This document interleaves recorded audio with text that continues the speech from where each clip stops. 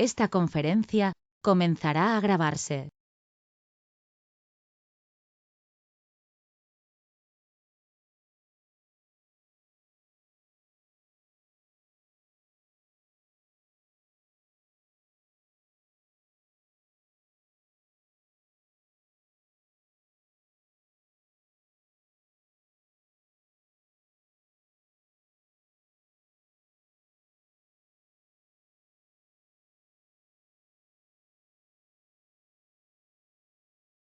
¿Qué tal? Muy buenos días con todos. Y en unos momentos estamos por dar inicio a la presentación del día de hoy. Mi nombre es David Alverde y yo hoy día voy a estar como moderador. Y bueno, antes de iniciar, voy a dar un par de indicaciones extra. Recordar que antes de iniciar deben de tener, a ver, apagar micrófonos eh, y cámara. Las preguntas se responderán al acabar la presentación. Recordar, es muy importante tener el micrófono y la cámara apagada para evitar algún tipo de interrupción durante la presentación. Eh, Y recordar que la parte de las preguntas se va a hacer por medio del chat y se responderán al finalizar la ponencia. Otros aspectos importantes es recordar poner sus datos correspondientes de nombres y correo.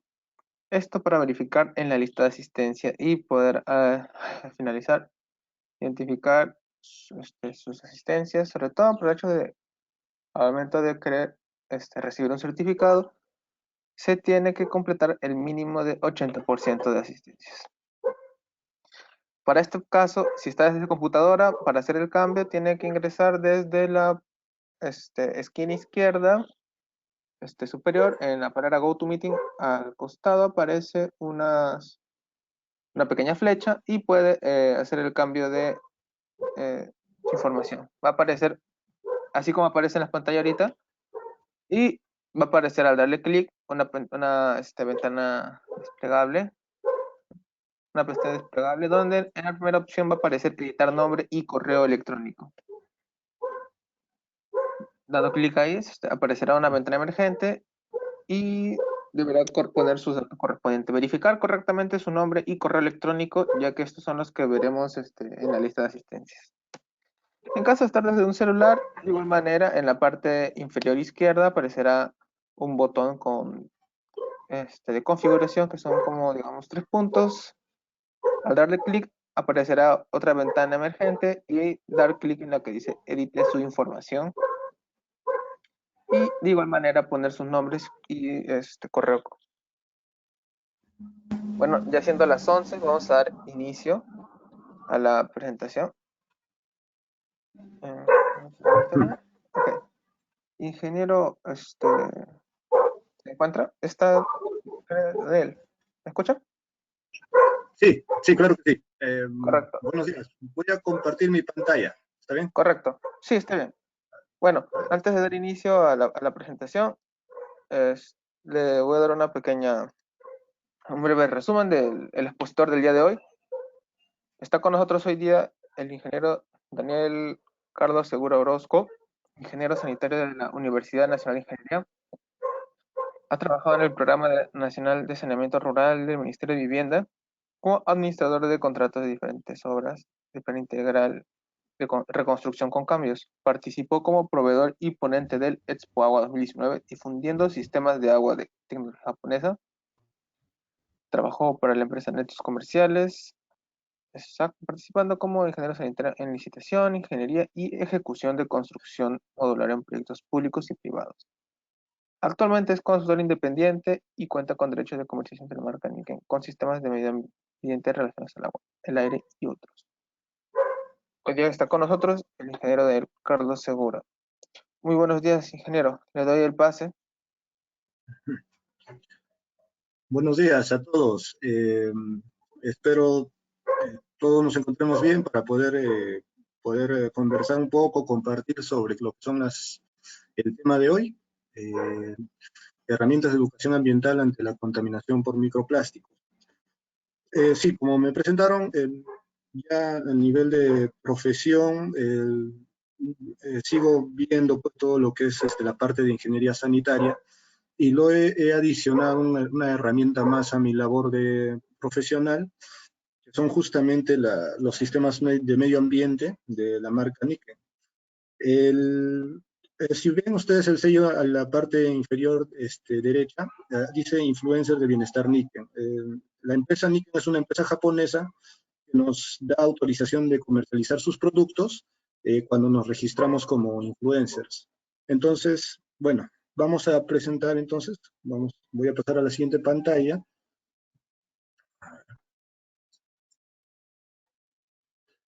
Bien, entonces, el contenido de esta presentación la he dividido en 3 partes. Una es herramientas de educación ambiental. La otra es, les voy a comentar un poco de la experiencia que he tenido en el uso de las herramientas, diferentes herramientas. Y la tercera parte es el enfoque a la contaminación por microplásticos. Entonces, vamos a arrancar con la primera parte, que son herramientas de educación ambiental. Bien, entonces, cuando hablamos de herramientas de educación ambiental, tenemos que fijar nosotros un porqué. ¿Por qué existen herramientas de educación ambiental y por qué nosotros las estudiamos y las aplicamos?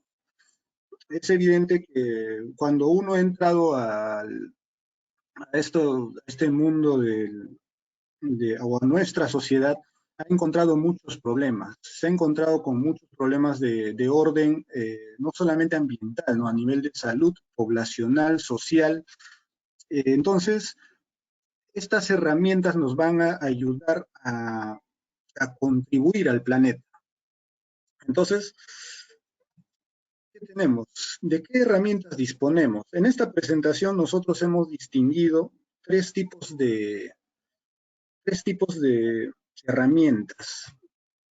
Uno, vamos a clasificarlas en una de las herramientas en el ámbito personal, y en segunda parte en el ámbito impersonal, es decir, la que no viene ya de uno ni de su entorno más próximo, sino viene de muy afuera, ¿no? Estamos hablando de esas herramientas.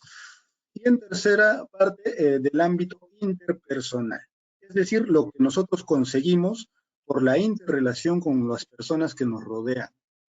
Es una herramienta muy poderosa que la vamos a dar más detalle a continuación. Entonces, ¿pero qué buscamos nosotros con esto? Nosotros buscamos aquí, de acuerdo nos hemos referenciado en la filosofía japonesa, en el Ikigai. Si ustedes observan ahí en ese gráfico, hay 4 círculos, ¿no? Lo que el mundo necesita, aquello por lo que nos pagan, aquello en lo que somos buenos y aquello que nos apasiona, lo que amamos. Entonces, de la relación equilibrada entre esas 4 esferas, nosotros encontramos nuestro Ikigai, que es el propósito de la vida. Entonces, este propósito de la vida nosotros lo vamos a explicar al final de esta presentación, porque es justamente un punto vital de todo nuestro desempeño social y mundial, ¿no? El por qué y el para qué del hombre siempre ha tenido que ver en todo lo que es contaminación ambiental y los problemas de salud y enfermedades. Es algo que no debemos ignorar y que debemos tener siempre presente. Entonces, ya entrando en el ámbito personal, tenemos las herramientas de educación ambiental. ¿Qué herramientas de educación ambiental nosotros podemos tener en el ámbito personal?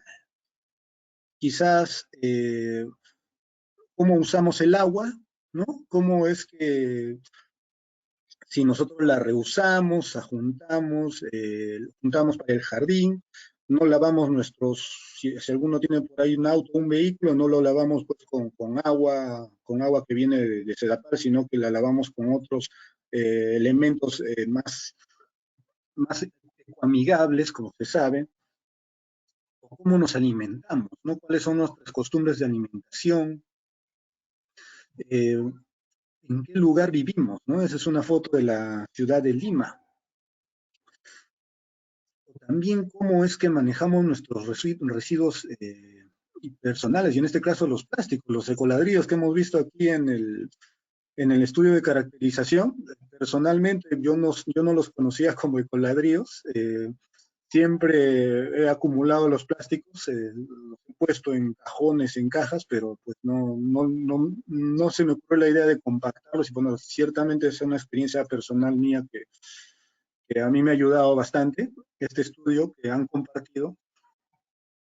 También algo importante que yo destaco en esta figura es los huertos urbanos.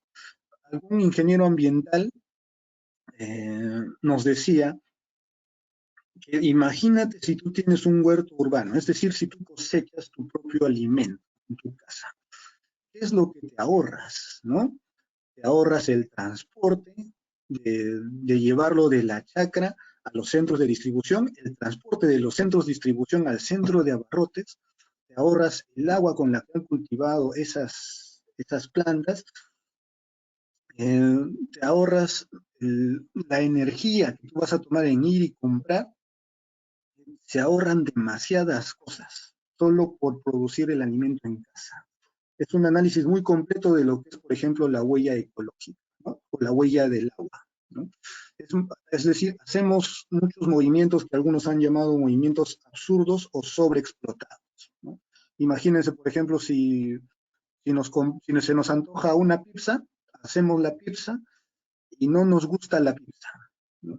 Entonces simplemente toda esa pizza con su caja, su bolsa y todo, entra a la basura. Entonces nuestras actitudes frente a todo nuestro entorno, a nuestro uso del agua, de la comida, nuestro lugar de vivienda, todo eso es educación ambiental, ¿no? Entonces justo por eso ponemos las preguntas, ¿no? ¿Cómo usas el agua, ¿no? ¿Qué alimentos son de tu preferencia, ¿no? Se dice que los alimentos que tienen una gran carga o requerimientos de agua son, por ejemplo, consumir muchas carnes rojas. Es decir, si nosotros tenemos el hábito de comer mucha carne roja, pues tenemos una gran carga sobre el ecosistema, ¿no? Porque se requieren grandes volúmenes de agua para producir carne roja. Después, ¿cuál es la huella ecológica de tu ciudad, ¿no? Es decir, si tu ciudad, por ejemplo, tiene un sistema cooperativo, es decir, se alimenta de los frutos, de las carnes de su propio entorno, de cerca de ahí, quiere decir que es una ciudad con una huella ecológica no tan pesada para el mundo. Es decir, se está nutriendo de sus propios medios. Pero ¿qué ocurre si el lugar donde vives pues está exportando, están trayendo embarcaciones de alimentos que no se producen en tu zona, se está gastando el combustible, el movimiento, mucho movimiento? Eso quiere decir que hay una huella ecológica muy grande. Recordemos a las ciudades grandes, ¿no? Dubái, por ejemplo, ¿no? Que está en un desierto. Lima ciertamente también está en un desierto, ¿verdad? Entonces, en el ámbito personal ya tenemos muchas herramientas con las que podemos trabajar y no tenemos excusas, ¿no? Por ejemplo, en mi caso yo podría decir, oye, yo no sabía de los ecoladrillos y yo siempre he estado botando los ladrillos o botando las bolsas al ambiente. Pues falso, ¿no? Pues si yo me estoy dando cuenta que hay un exceso de bolsas, tendría que juntarlas y eso me haría pensar, oye, hay demasiadas bolsas, ¿no? ¿Por qué mejor llevo las bolsas al mercado, ¿no? Y así con cada uno de nuestros actos. Entonces, ahora, en el ámbito impersonal, vamos a tener algo más, algo más detalloso.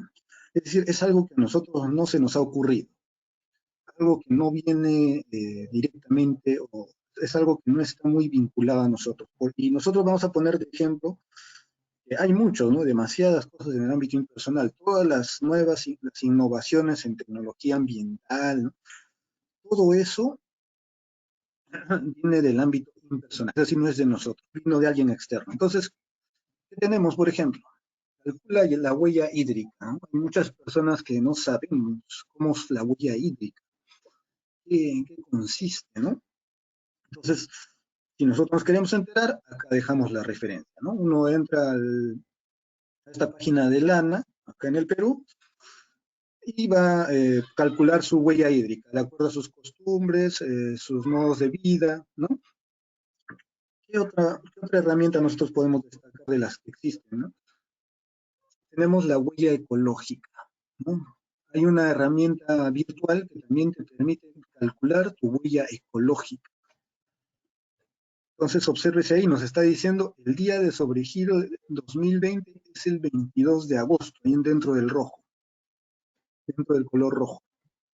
Y bueno, si nosotros no sabemos cuál es el día de sobregiro, ¿qué quiere decir? Que si nosotros con la capacidad actual de consumo de la humanidad nos consumimos los recursos disponibles del planeta, no alcanzaría el planeta, se acabaría, los recursos disponibles se acabarían el 22 de agosto, ¿no? Eso es a nivel mundial. Esta herramienta virtual nos dice en qué día se van a acabar los recursos del planeta en conjunto, ¿no? Entonces aquí también en esta página, y ahí también les dejo la referencia, en esa página nos permiten calcular nuestra huella ecológica. Es decir, vamos más allá del agua, ¿no? Que en este caso de Lana nos ha puesto para la huella del agua, pero en este caso ya es la huella ecológica. Y en mi caso, bueno, pues yo hice el ensayo con mis costumbres y todo eso, y miren, fíjense en mi caso, ¿no? Lo que yo estoy consumiendo, necesitaría yo 2 planetas tierras. ¿Qué nos dice ahí? ¿No? Si todo el mundo viviera como tú, o sea, en mi caso con el ejemplo que yo hice, necesitaríamos 2 planetas tierras, es lo que me dijo el sistema, ¿no? Entonces, esto nos hace pensar bastante, reflexionar, ¿no?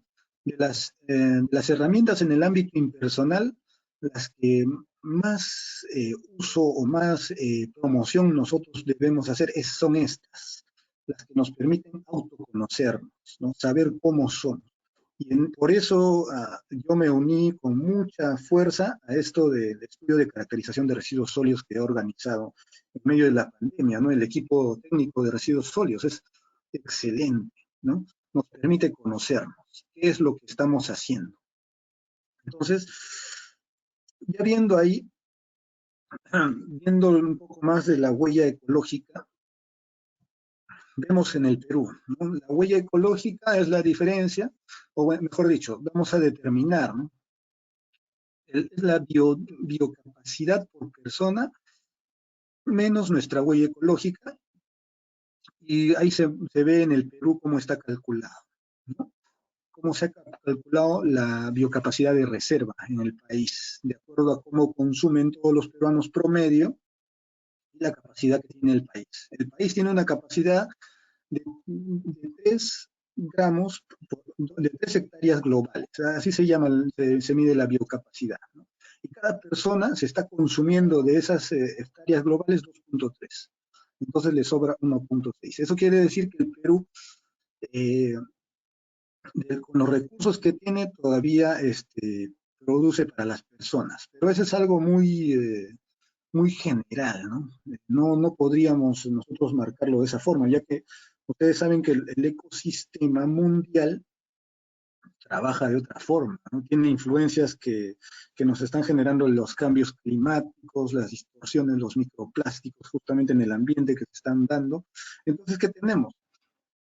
Tenemos en la humanidad, se está calculando que necesitaría 1.7 planetas para poder satisfacer los requerimientos de la humanidad en sí.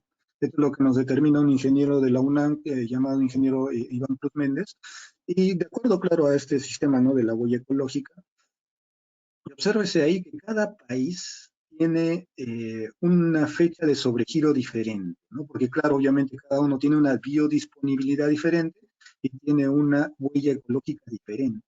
Y obsérvense, claro, los países con mayor aparente necesidad, ¿no? No es una palabra adecuada, ¿no? Pero fíjense ahí que Estados Unidos necesitaría 4 planetas para poder,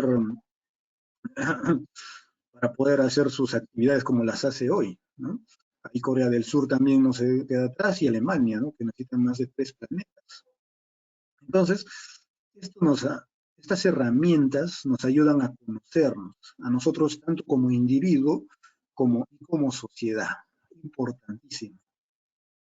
Y ya que sabemos pues que si no nosotros no analizamos estos aspectos, nos van a nos va a ganar nuestra ignorancia. El precio de la ignorancia nos va a caer muy fuerte, como ya está ocurriendo, ¿no? Entonces, seguimos acá en el ámbito impersonal y que llegan, ¿no? Algunas herramientas. Ya hablamos de herramientas un poco más tangibles, ¿no? En este caso es una máquina que convierte las bolsas de plástico en combustible, excelente, ¿no? ¿Cuánto costará? ¿De dónde la consigo? ¿Cómo la consigo? ¿No? Yo vi esto y quise ver pues cuánto estará, ¿no? Bueno, la quiero poner en mi casa y preparar combustible para el carro. Ya si yo no tengo carro, pues el carro de alguien lo vendo, ¿no? Pero ya estamos evitando el residuo, si se dan cuenta, ¿no? Me parece una idea excelente. Existen muchos sistemas ya actualmente de ese tipo, pero el tema es si es accesible a nosotros, ¿no? Segunda herramienta de educación ambiental que nosotros destacamos acá son todos los filtros de agua. Y en caso de los microplásticos es importante, porque se ha encontrado actualmente que en el agua potable ya existen microplásticos. Entonces necesitamos, claro, el agua potable ya tiene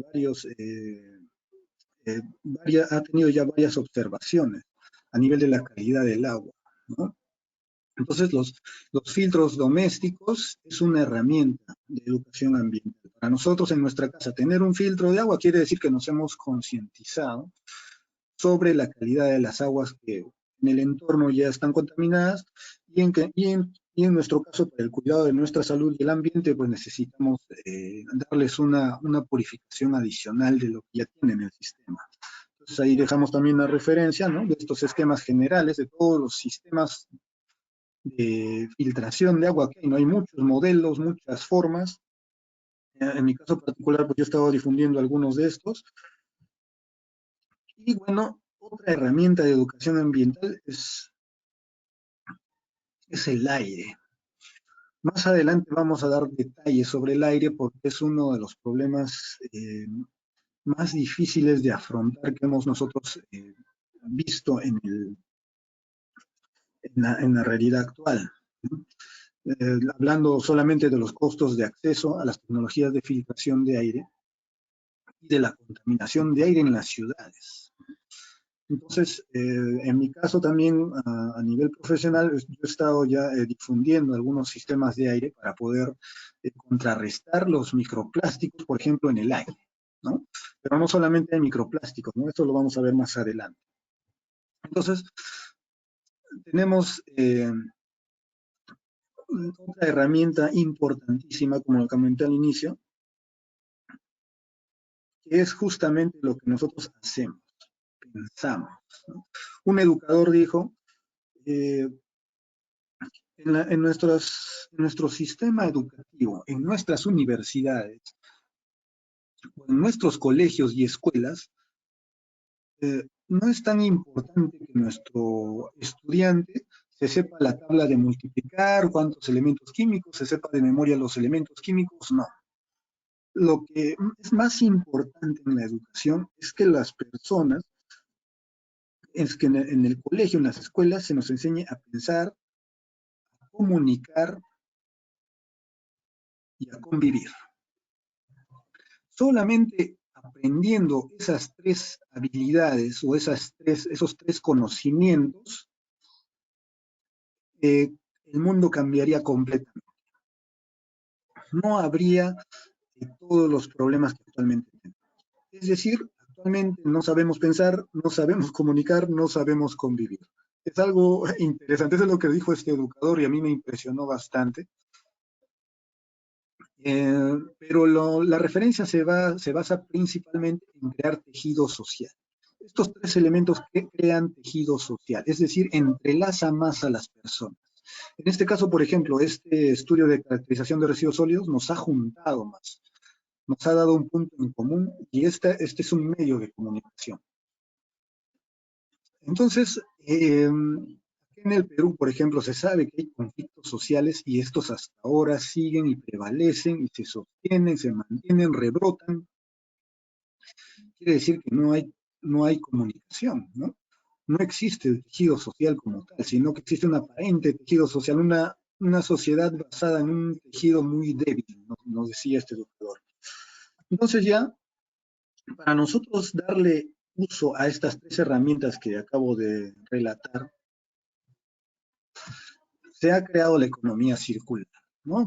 Que dicen que el Perú ya ha entrado en la economía circular, lo anunciaron, ¿no?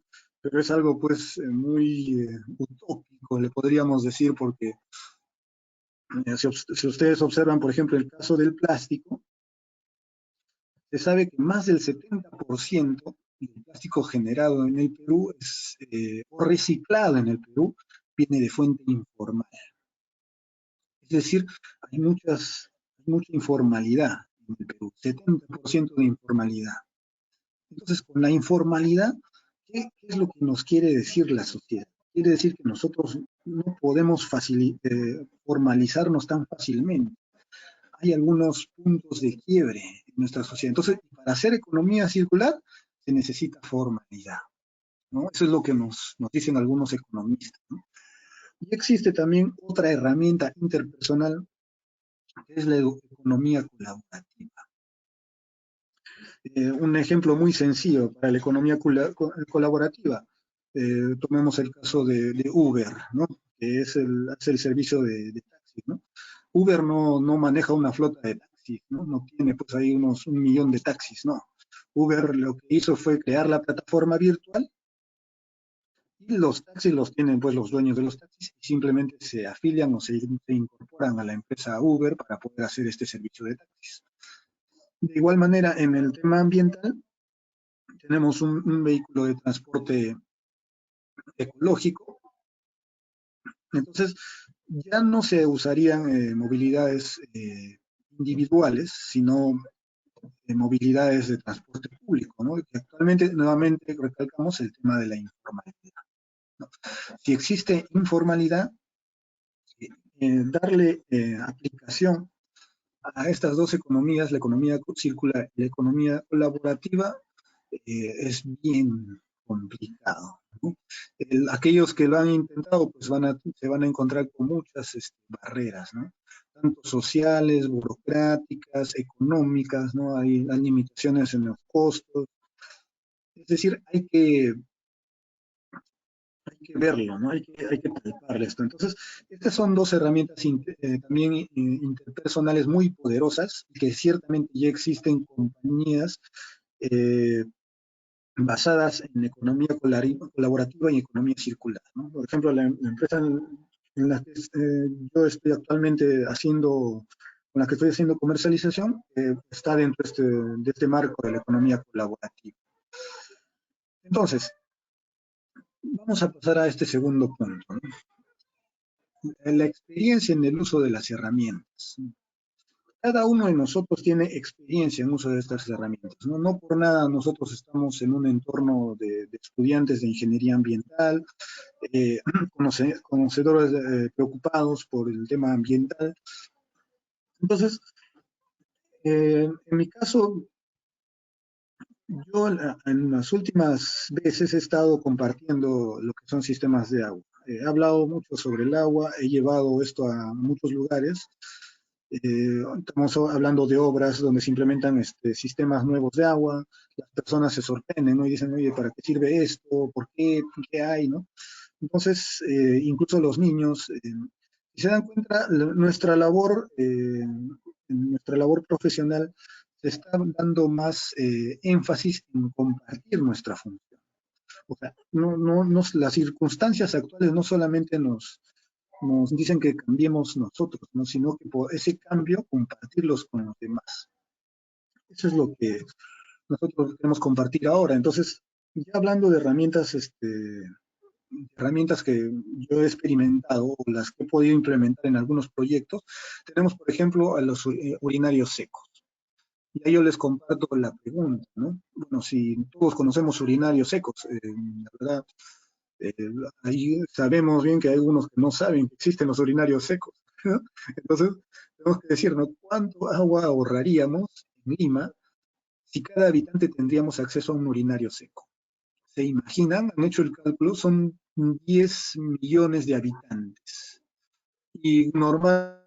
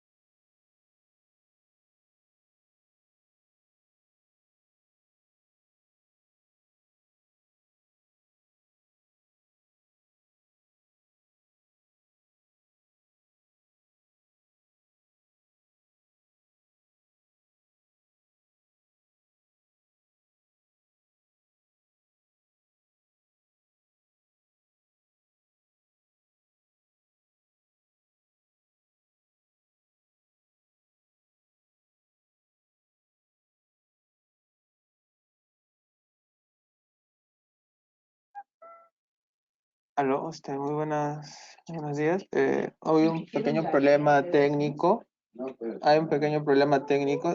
Y ahorita se vuelve a reconectar el ingeniero. Un momento, por favor.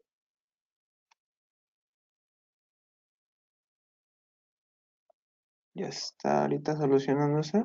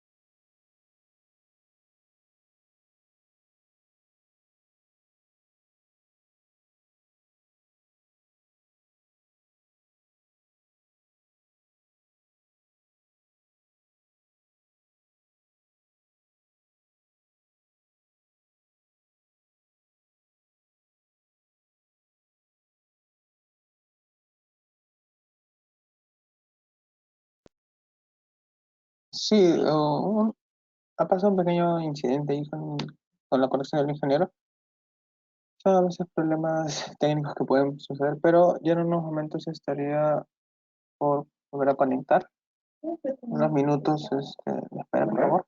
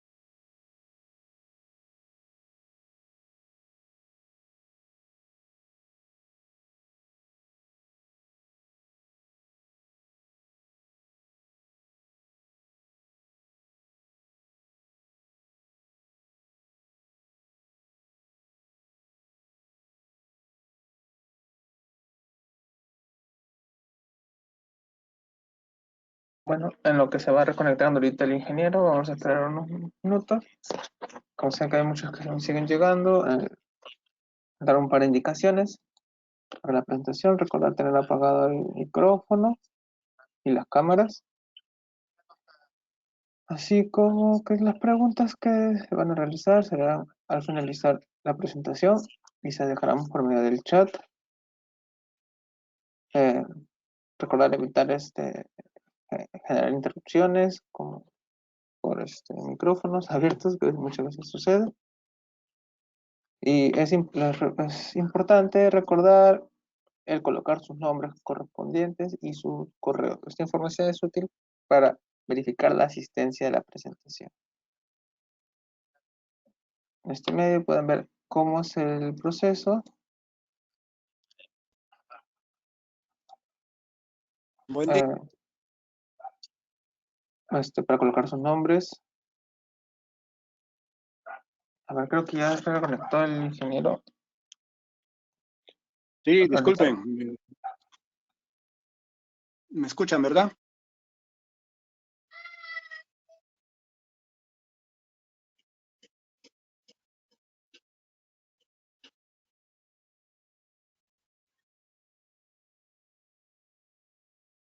¿Me indica si puede compartir?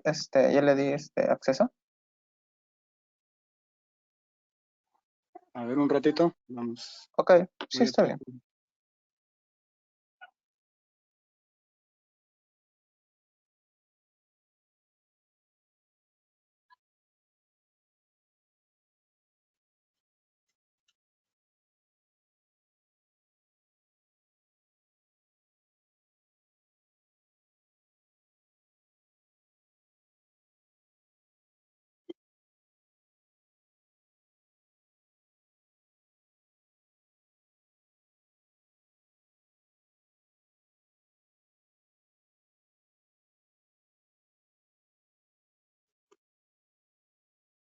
Necesito que me confirmen si pueden ver la pantalla o no ha compartido nada.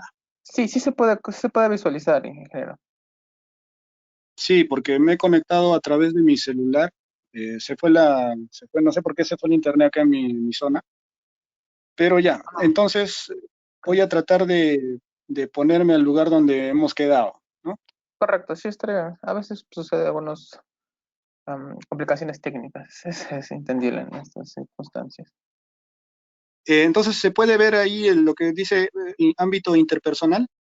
Sí, Ya está bien. Entonces, bueno, disculpen, la verdad no sé cómo se ha desconectado, pero ya. Entonces les estaba comentando sobre los urinarios secos. Yo he tenido oportunidad de instalar urinarios secos en varios campamentos mineros, eh, y lo que se me ocurrió es justamente masificarlo, como les presentaba yo el análisis, ¿no? Ver cómo si nosotros pusiéramos urinarios secos en todos los lugares de Lima, esos 10 millones de habitantes de Lima ya no estarían gastando el volumen de agua para eliminar la orina. Entonces, es un plan ambicioso. Y básicamente nosotros si queremos implementar eso, tenemos que ver pues qué urinarios secos serían los mejores, en dónde ponerlos, pero yo creo que todos esos son temas técnicos que nosotros podemos salvar como ingenieros ambientales. El obstáculo principal es el acceso. Realmente las personas estamos dispuestos a invertir en instalarnos un urinario seco en nuestra casa. Después también tenemos acá los baños ecológicos, que también he tenido oportunidad de implementarlos. Y nosotros sabemos que en las construcciones de ciudad se usan baños químicos, ¿no? Es decir, van los obreros, hacen sus necesidades y ahí hay un químico que evita que se dispersen los olores, ¿no? Lleguen los mosquitos. Pero hay baños ecológicos que también cumplen o reemplazan esa función. Y no solamente eso, sino que el residuo del baño ya no es pues botado a una planta a un relleno de seguridad, ¿no? Como se hacen con estos residuos, sino que ya se convierte en compost, ¿no? Y obviamente ya es un beneficio a la tierra. Entonces, yo les pregunto ahí, no les dejo la pregunta, ¿es viable implementar baños ecológicos en obras? ¿Ustedes lo han intentado alguno por ahí? ¿Alguno le habrá visto ahí? ¿O normalmente ya la costumbre de contratar un baño ecológico, un baño químico y ponerlo en la obra, ¿no? Que es lo más común y típico que existe, ¿no?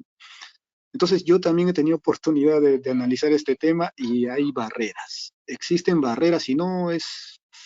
esas barreras las tenemos que tener nosotros ya salvadas para poder proponerlas. Imagínense, por ejemplo, si yo quiero implementar este baño ecológico, tenemos que saber qué proveedores hay de baños ecológicos. En el Perú hay, así es. Yo por lo menos conozco unos 2 o 3 de estos proveedores. Pero no solamente eso, tenemos que saber explicar por qué conviene usar estos baños ecológicos en vez de los baños químicos, por ejemplo.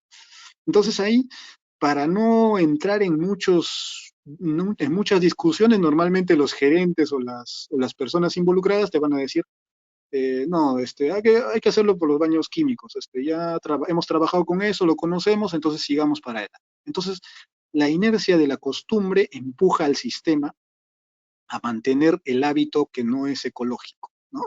O sea, a pesar de que existe una solución que es muy buena, no se puede implementar. Pues, ¿por qué? ¿Qué tendríamos que usar con el baño ecológico? Tendríamos que tener un lugar ya de disposición. Si yo tengo una obra, voy a implementar baños ecológicos, tengo que saber en dónde voy a disponer el compost resultado de ese uso. Eso tiene que estar sabido y estudiado por el ingeniero a cargo, ¿no? Y es algo que, como le digo, para no complicarse la vida, no se hace, pues, simplemente no. Ahora, hablando en otro ámbito, el baño ecológico nosotros lo hemos querido implementar en comunidades, en zonas donde no tienen redes de desagüe. Y acá viene otra inercia de la costumbre con la que nos hemos enfrentado. Las personas piensan que, y sí, ciertamente uno habría que experimentarlo, pues sentarse en uno de estos, si no hay agua, ¿no? Dicen, no, pero no, como no hay agua, parece como si es un sinónimo de suciedad, ¿no? Acá van a venir los mosquitos, todo, y las personas ya tenemos un prejuicio ahí. Entonces, ¿qué ocurre? Nosotros tratamos de implementarlo en una comunidad y esta comunidad lo rechazó, el sistema. Nosotros queremos nuestro inodoro con su tanque de agua y nuestro sistema de agua como todas las ciudades lo tienen, ¿no? Es decir, nuestras ciudades se convirtieron en el ejemplo de vida para zonas comunitarias, como estamos hablando en el campo, estamos hablando de las selvas o las serranías. Es decir, nuevamente la costumbre y la inercia ya nos arrastra al sistema que aparentemente es el mejor, ¿no? Entonces esto nos hace pensar bastante. Hay muchas barreras que nosotros tenemos que romper para implementar los sistemas. Y bueno, ya en el tercer ejemplo, ahí les estoy poniendo la foto de un panel, una terma solar, ¿no? Y bueno, esta sí se ha hecho común, ¿no? Ya mucha gente lo ha visto, es sencilla su implementación y evidentemente por eso es muy usado. En cambio, los dos casos anteriores, la implementación es un poco más complicada, si ustedes lo podrán ver, ¿no? Ustedes pónganse a analizar, ¿no? Imagínense si yo en vez de ya tener mi inodoro, me pongo un baño ecológico en mi casa, ¿no? Imagínense, pónganse en esa posición. Es un poco más complicado, ¿no? Hay que tener mucha más habilidad para implementar ambos sistemas.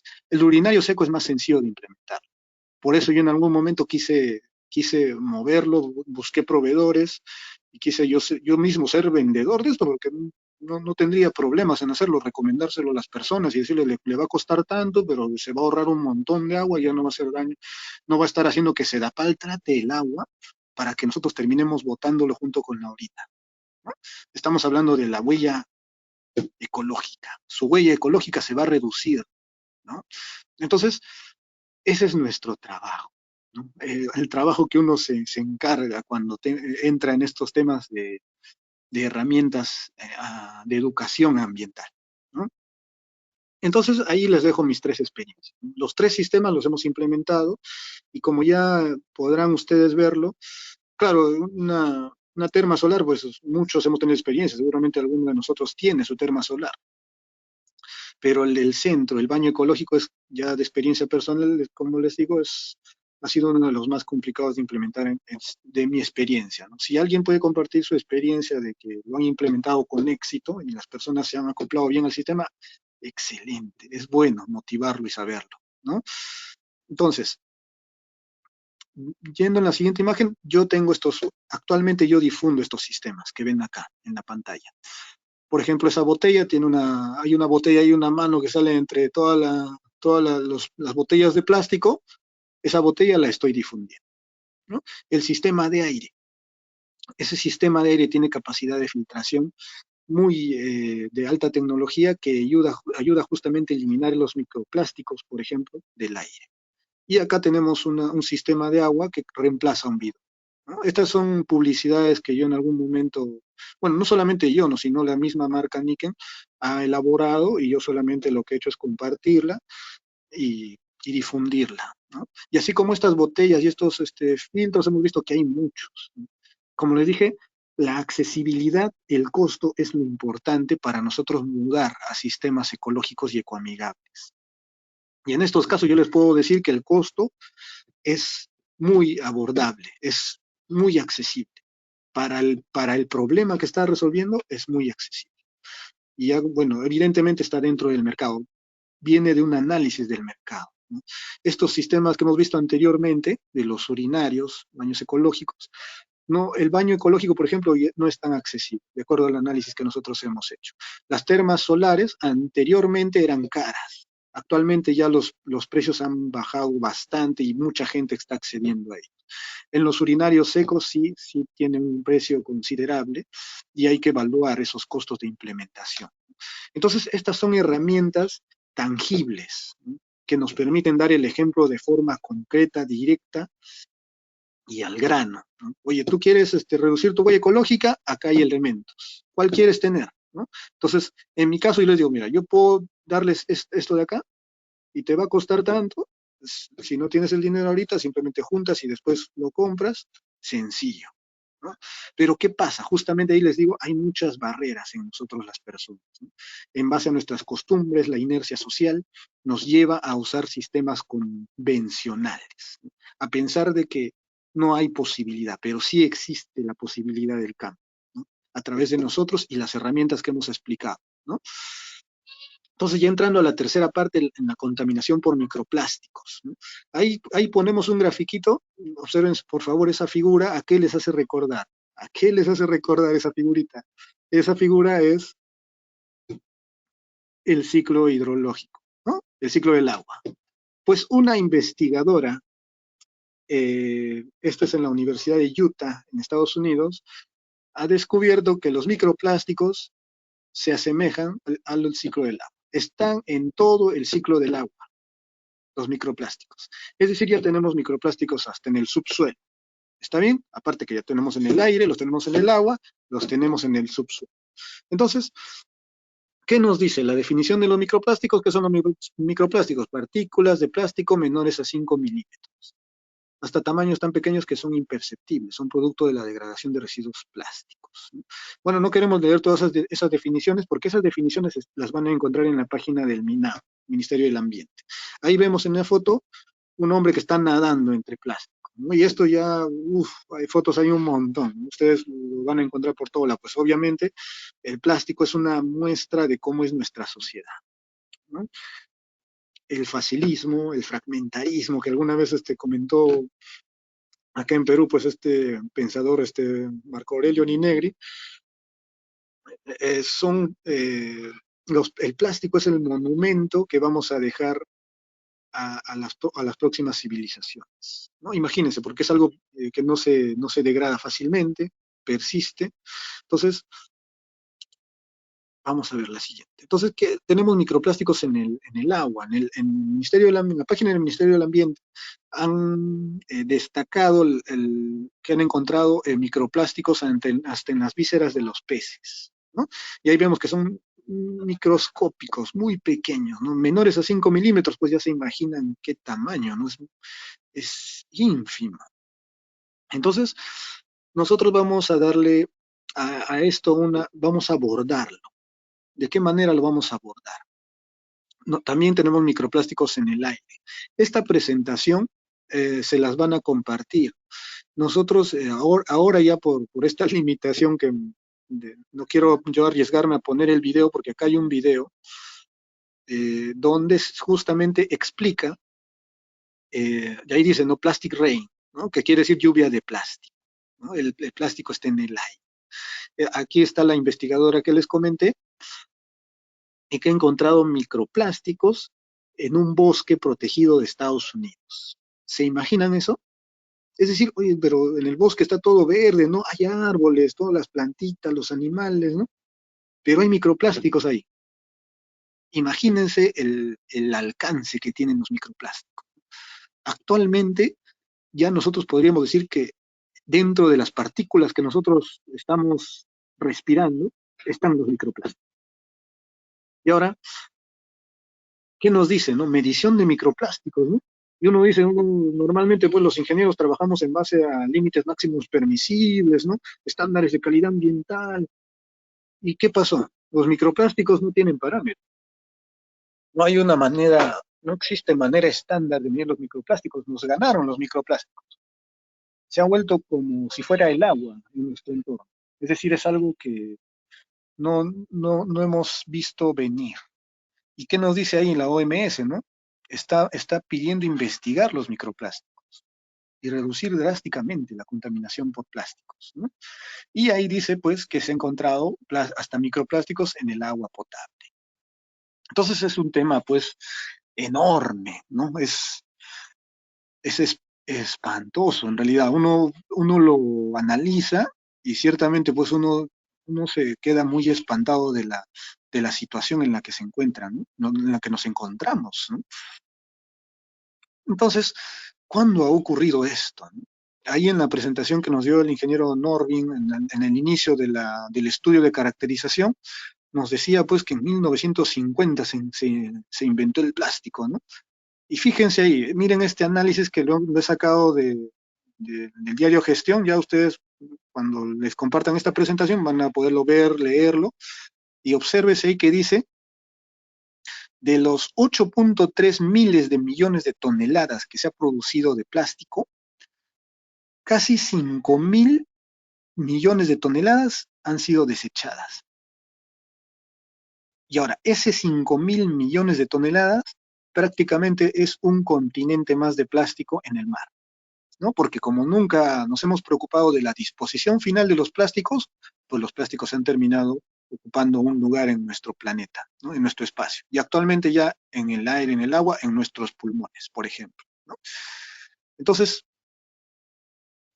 qué gran error, ¿no? Qué gran error es el nuestro el no analizar las causas o analizar de forma global los sistemas. Acá hemos hecho una espina de pescado sobre las fuentes o las causas de la contaminación por microplásticos. Fíjese ahí, un ciclo de vida de productos incompleto, costos de disposición final a cargo del consumidor, ¿no? Que son las costumbres pues, de la empresa, ¿no? De nosotros los que comercializamos, no es una costumbre, ¿no? Yo te entrego el producto y acá dice, ¿no? Sistema de gestión de residuos ineficiente y obsoleto.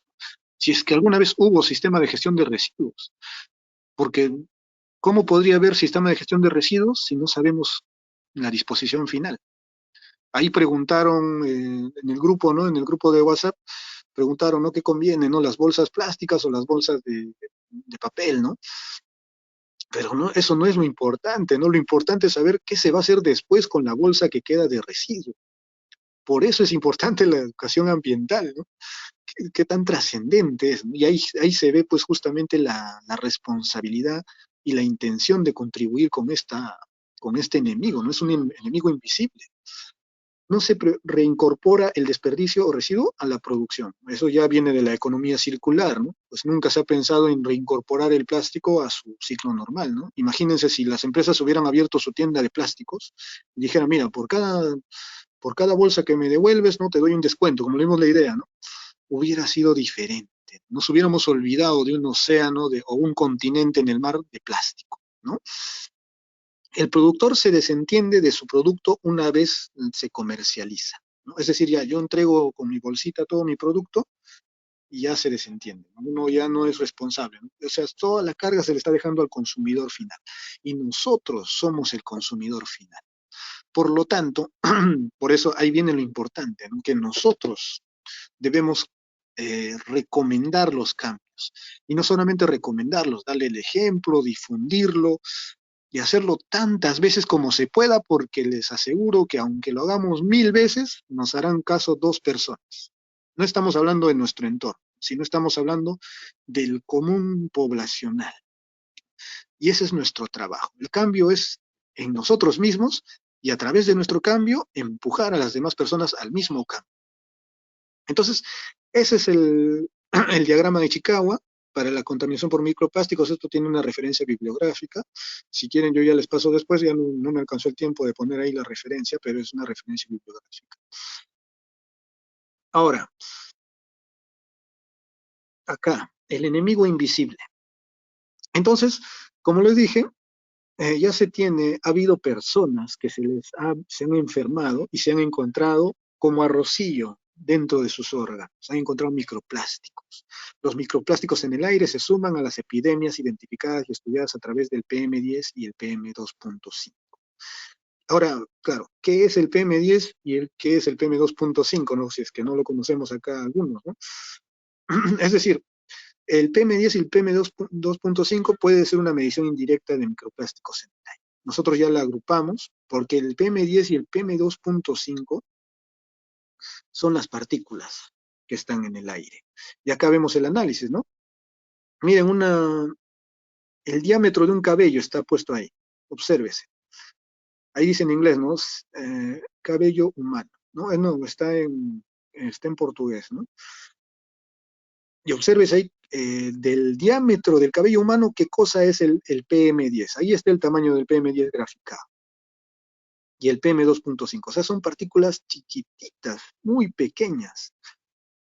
Y acá incluso lo han comparado hasta con el coronavirus. Fíjense ahí, el coronavirus está en la primera parte, en la izquierda, en la parte izquierda, ¿no? Hay un puntito ahí, el SARS coronavirus, el virus, ¿no? El virus SARS, ¿no?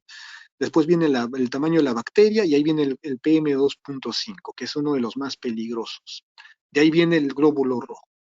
Imagínense, si el PM2.5 es más pequeño que el glóbulo rojo, quiere decir que eso va a entrar al torrente sanguíneo y va a generar un montón de obstrucciones, tanto en el sistema circulatorio como respiratorio. Entonces, el cuerpo humano tiene sistema de defensa ante las partículas del ambiente, ¿no? Y ahí se observa, ¿no? La contaminación por el aire, por ejemplo, la nasofaringe puede filtrar entre 5 a 10 micrómetros, ¿no? Y observes en detalle. Pero obviamente esta capacidad está bajo unos estándares. Estos estándares lo dio la OMS. Y ahí nos referenciamos a una norma mexicana sobre el PM10, por ejemplo, y mírense lo que dicen. En niños menores de 1 año residentes en la Ciudad de México, la mortalidad se incrementó en 5.5% por cada incremento en el rango intercuartil de 38.7 microgramos por metro cúbico de PM10. Observes eso, es una consecuencia epidemiológica, ¿no? Por eso le decimos que se suma a la lista de epidemias epidemiológicas. Y bueno, ¿qué más dice ahí, no? La evaluación del impacto en la salud efectuada por el Instituto de Salud Pública, ¿no? Que nos dice que a pasar de un valor de 50 microgramos por metro cúbico de concentración anual de PM10 a 40 evita 1038 defunciones al año. Observes eso, solamente por la presencia de menos partículas en el aire, ¿no? Entonces ahí tenemos las ciudades más contaminadas, ¿no? Ahí está pues Lima, Perú, observes ahí que tiene 88, ¿no? ¿Y cuánto recomienda la OMS? 20 microgramos por metro cúbico, ¿no?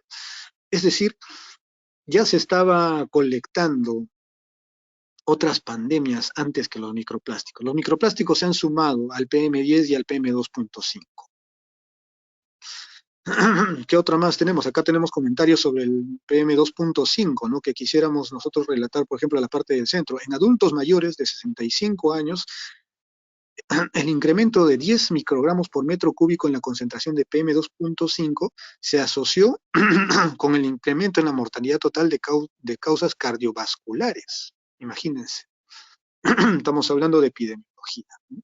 Acá tenemos ya toda una tesis, porque acá en Perú, DIGESA, hace mediciones, tiene estaciones para medir PM10, PM2.5. Y nosotros ya debemos ser conscientes que los estamos respirando, ¿no? Y nosotros lo usamos esto para justamente promover la filtración del aire, ¿no? Actualmente los aires se filtran.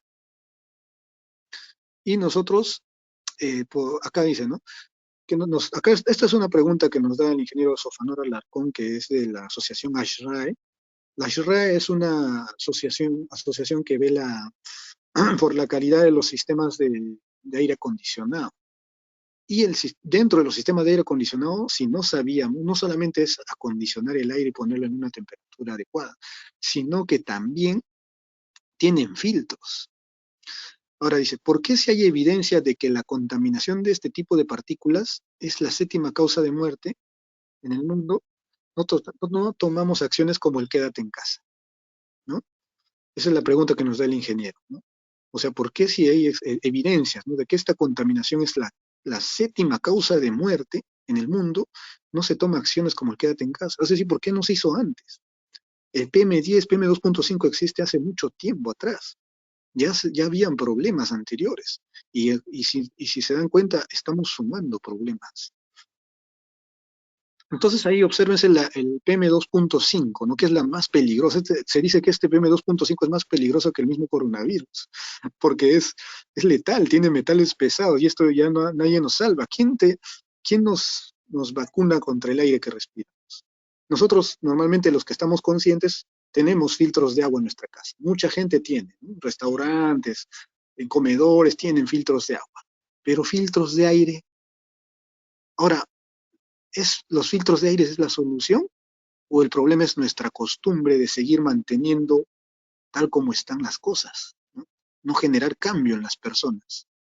Pues nos estamos arrastrando todos, ¿verdad? Nos estamos yendo pues a un tema muy complicado.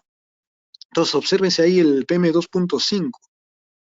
En Lima, Perú, dice 28 microgramos por metro cúbico, ¿no? Y la máxima concentración que nos dice la OMS es 10 microgramos por metro cúbico. Y ahí tienen de otras ciudades, ¿no? Delhi, India, 106, imagínense, 78 en China. Entonces ya acá, en Ingeniero nos ha dado las clasificaciones de los sistemas de aire, ¿no? En aire acondicionado. Miren lo que nos dice esto no lo podría decir si no fuera gracias a que el ingeniero pertenece a esa asociación, él ha sido presidente, y nos ha compartido, ¿no? Que la gran mayoría de las unidades de aire acondicionado en América Latina no tiene filtros de aire, o apenas alcanzan el MER 4. El MER es una medición europea de los sistemas de aire, es decir, de la capacidad de filtración de los sistemas de aire. Y nos dice que la mayoría de sistemas de aire acondicionado que se han instalado en las oficinas, hospitales, de todo acá de Perú, ¿no? Estamos en todos los países de Sudamérica, no tienen capacidad para filtrar el aire a la exigencia del PM2.5. No la tienen. Es decir, no estamos protegidos contra ese absolutamente. No hay.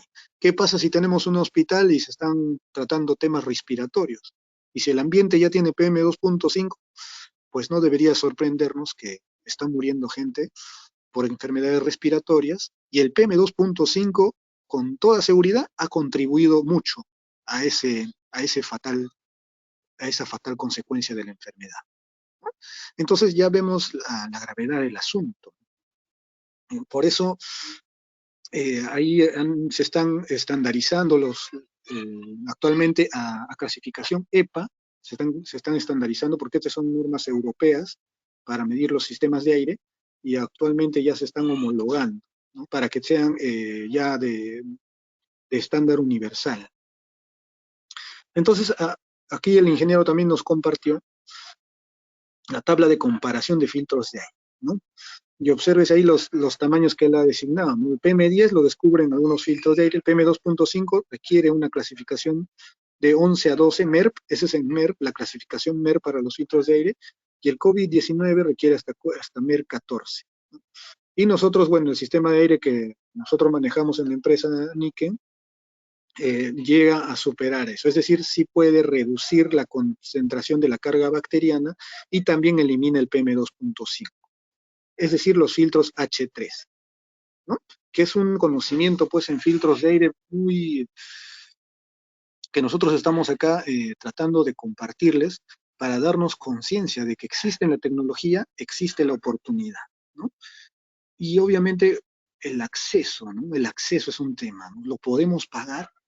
¿No? ¿Realmente nosotros lo podemos pagar? Eso tenemos que evaluarlo, ¿no? De acuerdo a la urgencia y cómo nosotros lo hemos valorado. Bien, entonces, las opciones que tenemos, acá la pregunta es, pues, en el encabezado dice, ¿qué opciones tenemos? Tenemos, pues, los filtros de agua, filtros de aire y todas las ecotecnias, pues, nosotros vemos mucha información de ecotecnias como herramientas de educación ambiental, ¿no? Entonces, ya casi terminando ya esta presentación, es urgente tomar acción, ¿no? Ya hemos relatado mucho de todas las urgencias que hay. Genera conciencia sobre estos temas, ¿no? Ya nosotros a través de esta presentación hemos querido generar mayor conciencia y obviamente invitarlos a que participen con nosotros. Ustedes nos pueden contactar y de hecho nosotros les podemos dar las facilidades para que ustedes puedan conocer estos sistemas y poder también compartirlos. recordar las herramientas que disponemos y aplicar, ¿no? No es necesario predicar con el ejemplo, ¿no? No voy a estar diciéndolo, oye, póngase un filtro de agua, si yo no tengo un filtro de agua, ¿no? Por ejemplo, ¿no? Recordar las 3 R's, ¿no? Reduce, reutiliza, recupera, o las 10 R's, ¿no? Reduce, reutiliza, recupera, regresa, recicla, y un montón de R's más. Un montón de actividades que nosotros tenemos que tener en lista. Y ahí nosotros ponemos pues las 3 imágenes de estas herramientas que nosotros queremos compartirles, porque son herramientas, ¿no? Como ya hemos mencionado, hay muchas herramientas y nosotros quisiéramos compartir estas herramientas, ¿no? Con los que lo vean así, ¿no? Entonces, ahí ya como terminando, dejamos esta frase, ¿no? Albert Camus dijo, parece que la vida solo tiene sentido si no buscamos el sentido de la vida. Y nosotros preguntamos, ¿y el Ikigai? ¿No? Ahí un gran escritor dijo, un gran problema social, o uno de los más grandes problemas sociales del mundo, es que el hombre no ha encontrado su vocación. Es decir, no ha encontrado su Ikigai.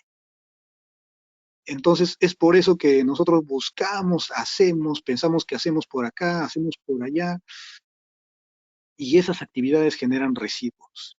Y eso ya se ve en nuestro ambiente a través de los microplásticos, ¿no?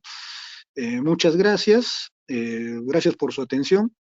Ya saben, ustedes me pueden encontrar con mi nombre en Facebook, me encuentran con ese nombre, Daniel Carlos Segura Orozco, y también me pueden escribir un correo, y de hecho estas herramientas nosotros tenemos, créanme, muchas ganas de compartirlos, y sé que entre nosotros podemos hablar de estos temas con gran experiencia y también con gran motivación. Lo importante es la energía que nosotros tenemos de hacer estas actividades, ¿no? Sí, pues entonces ya con esto yo termino mi exposición, esperando haya comentarios, preguntas de parte de los participantes. Entonces, muchas gracias. No sé si alguien ya, aquí por ahí el hospedador, creo que es David, nos puede pasarle la posta.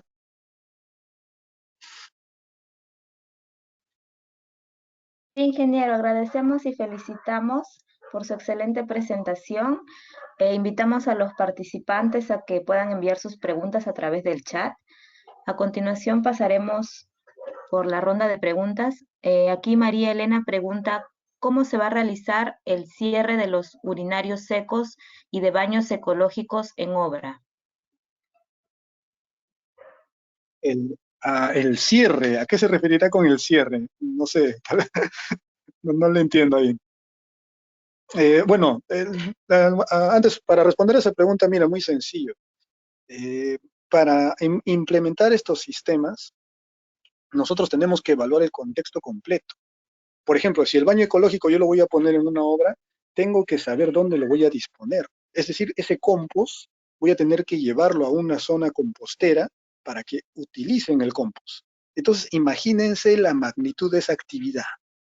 ¿Quién la va a hacer en la obra? Ustedes han ido a trabajar a obra y han visto, ¿no?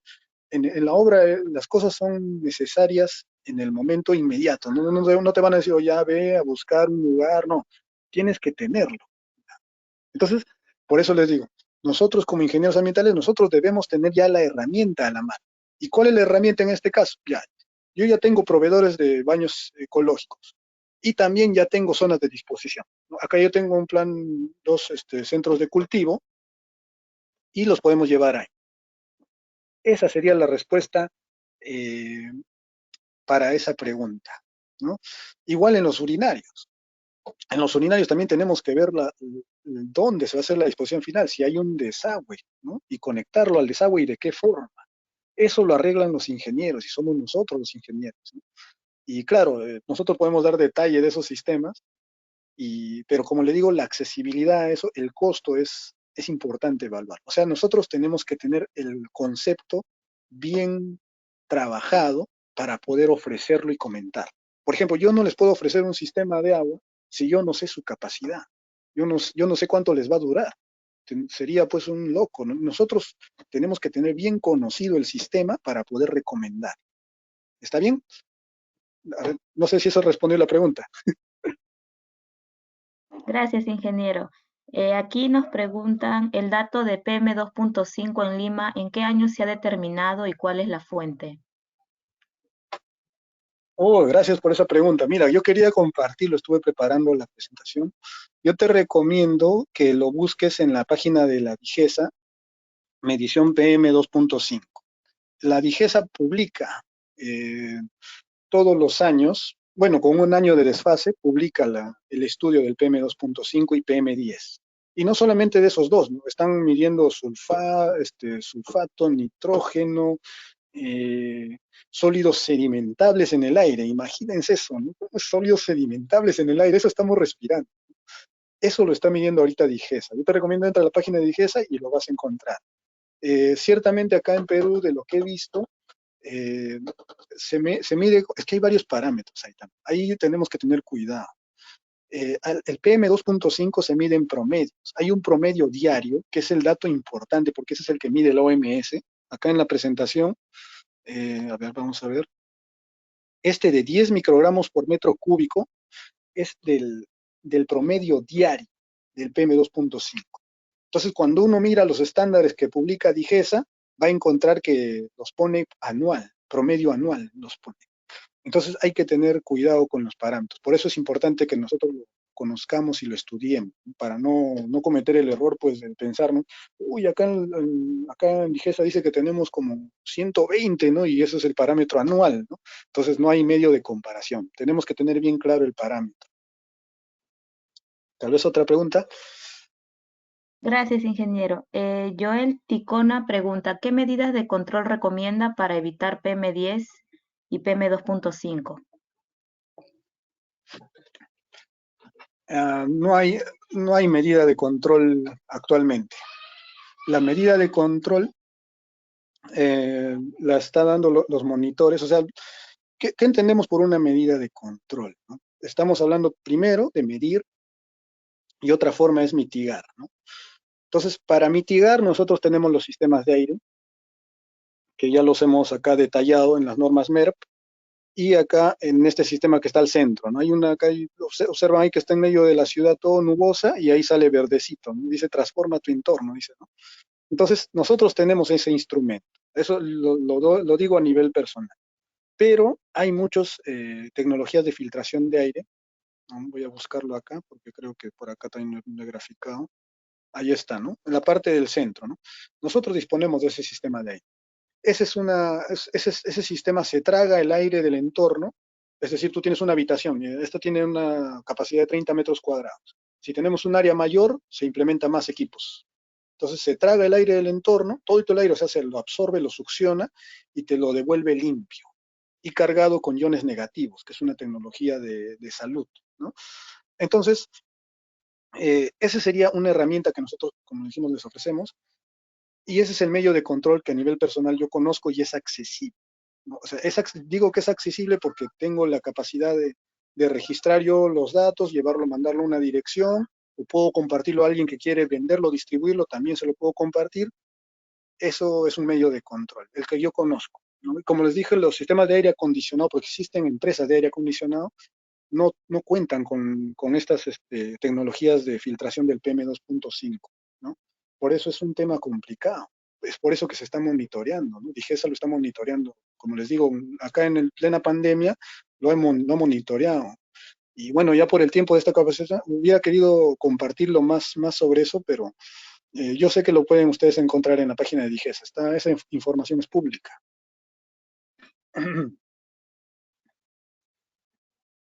Gracias, ingeniero. Acá nos pregunta Nalit Barón, ¿cuánto es el costo de los urinarios secos y cuál es el filtro de agua que me recomienda? Mira, urinarios secos hay de muchos precios. Están, fíjense, 800 soles, por ejemplo. No vamos a dar marca, ¿ya? Porque yo no, yo no distribuyo urinarios secos, yo no lo he vendido, eso yo lo he trabajado con proveedores. En algún momento yo he querido vender los urinarios secos y le he escrito a por ejemplo, a Celima, ¿no? Que son los que dan urinarios secos de cerámico, que es un mejor material, pero está en un promedio de 800 soles. Pero eso es solamente comprar el urinario. Otra cosa es instalarlo. ¿ya? Hay que sacar tu costo hay que picar, ahí no hay que implementar, entubar, conectar a la red de desagüe. Es un tema técnico que no es tan sencillo. Por eso es muy difícil implementar. Ese servicio lo tendríamos que hacer nosotros como ingenieros. Y obviamente, pues, si a mí como ingeniero sanitario me contratas y me dices, oye, quiero mi urinario seco, yo voy a ir a averiguar tus instalaciones sanitarias y voy a decir, ah, ya mira, hay que hacer esto, conectamos acá y acá te conviene tener el urinario seco, ¿verdad? Y lo instalamos. O sea, pasa por un asesoramiento un poco más de expertise, ¿no? De un ingeniero. No es tan sencillo implementarlo, ¿no? Pero bueno, ahí está el dato, ¿no? Más o menos 800 soles es un urinario seco. Solamente la compra. No estamos hablando de instalarlo, ni transportarlo, ni nada de eso. Es otra historia, ¿no? Otra pregunta. Ah, ya, me preguntó sobre el agua, ¿no? Sistemas de agua, este que miras acá en la foto, en mi Facebook yo he publicado mucha información sobre sistemas de agua. Yo te recomiendo, mira con mi nombre completo, entras a mi Facebook y yo he publicado bastante de este sistema de agua. Ese que miras ahí, que parece con un sombrerito blanco, ese es el más económico que tenemos. Y el sistema de agua, o sea, los filtros de agua, tienen su función de limpiar el agua. Pero el sistema que estamos ahí difundiendo no solamente limpia el agua, sino que le va a devolver minerales al agua, que es una propiedad a nivel de la salud importantísima, ¿ya? O sea, es algo que también pasa por un tema de conocimiento, ¿no? Entonces yo a las personas que tienen su filtro de agua, o sea, ya tienen un filtro ya, no sé, de Rotoplas o incluso de ósmosis inversa, lo tienen que haber comprado en algún mercado de Totus, ¿no? Totus, Metro, donde venden, he visto que lo venden, pues excelente, están concientizados respecto a la calidad del agua que consumen. Entonces yo a ellos les digo, mira, el agua está excelente, te felicito por tener tu filtro.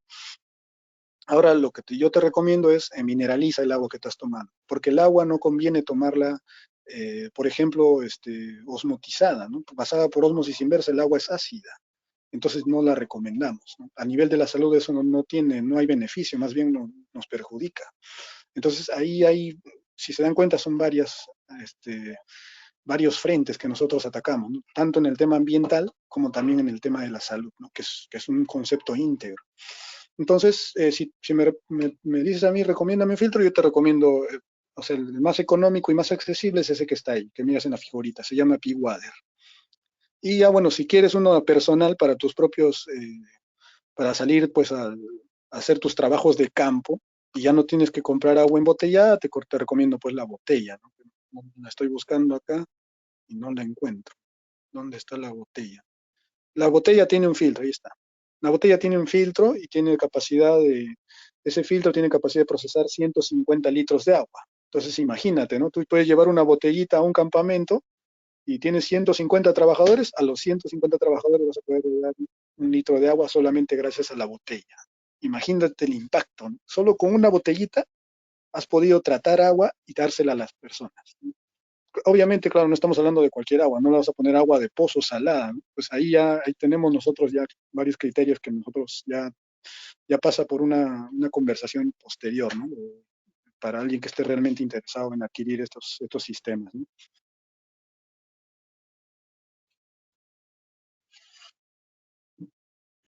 Gracias, ingeniero. Jimena Cruz pregunta, usted comenta que tiene experiencia implementando baños ecológicos con respecto a la disposición final. Menciona que pueden ser cultivos. Con respecto a eso, ¿han tenido trabas con respecto a los permisos? Me refiero a Liga o la certificación de sanidad con respecto a los mismos cultivos. Bien. Mira, en respecto a esto, nosotros ya no hemos ido a evaluar ese sistema de cultivos. A mí lo que me ha correspondido en este trabajo de implementación, me correspondió la generación, es decir, cuánto volumen genera el centro de trabajo, porque fíjate que esto pasa por dos formas. Tú tienes un baño ecológico con una determinada capacidad. Ahora, esa capacidad tienes que medirla en el entorno donde la vas a aplicar. Por ejemplo, a mí me tocó una compañía de 200 personas, una empresa de 200 personas. Entonces, de esas 200 personas, solamente 10 se registraron al proyecto. Y esas 10 tampoco no lo usaban muy frecuentemente. Entonces, al final nosotros ya no pudimos completar la capacidad del baño ecológico. Y la disposición final, al final solamente nosotros disponíamos de un tanque séptico y la hemos dispuesto ahí. Por eso les digo que ese proyecto no fue, no lo pudimos implementar. Eso fue acá en pleno Lima. Tratamos de hacer eso. ¿Ya? Y obviamente pues Lima no tiene, pues en el perímetro no hay zonas de cultivos, pero ya en zonas de provincia, si ustedes tienen esa oportunidad, sería excelente, que nos compartan y nos digan cómo lo han implementado, excelente, porque sí, eso es lo que se quiere de esto, ¿no? Pero sí, eso te podría responder, no podría darte detalles sobre esa pregunta. Gracias, ingeniero. Como última pregunta por el tiempo, nos dice Patrick Romani, gracias por su exposición, ingeniero. Deseo instalar baños ecológicos en la sierra. ¿Me podría brindar unas fuentes para poder diseñar un buen sistema o el sistema de silos que utilizan en esa zona? ¿Estaría bien mejorarlo? Ah, excelente. Hay bastante información. Yo te recomiendo, Patrick, escríbeme a mi correo, yo te voy a pasar un contacto de un sistema ecológico, que es el que está acá. El que miras en esa foto del centro, yo tengo el contacto del proveedor de ese sistema. Si quieres implementarlo pues de forma tecnificada, ¿no? Porque esto ya está completamente estudiado, ¿no? Ellos trabajan con una biomasa que le aplican al residuo para evitar los olores y los mosquitos, ¿no? Ahora, si quieres implementarlo de manera técnica, también ya lo podemos compartir posteriormente, ¿no? No, me escribes al correo y ya estaría atendido, pues, ¿no? Ok, ingeniero, agradecemos su asistencia y a todos los participantes. Los esperamos hoy para el siguiente webinar a las 8. Buenas tardes con todos. Buenas tardes, saludos a todos. Gracias.